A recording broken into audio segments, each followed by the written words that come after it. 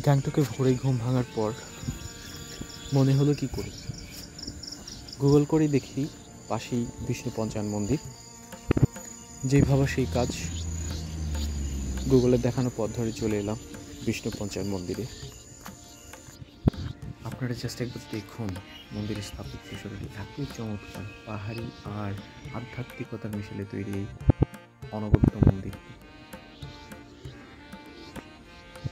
পাখির ডাক, শান্ত পরিবেশ, আমি যেন স্বয়ং ঈশ্বরের সাক্ষাৎ পেয়েছি এখানে এসে।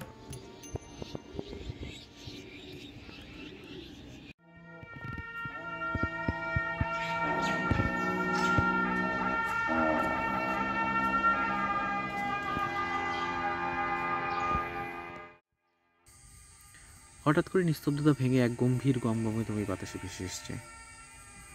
প্রথমে বুঝতে পারিনি কোথা থেকে আসছে।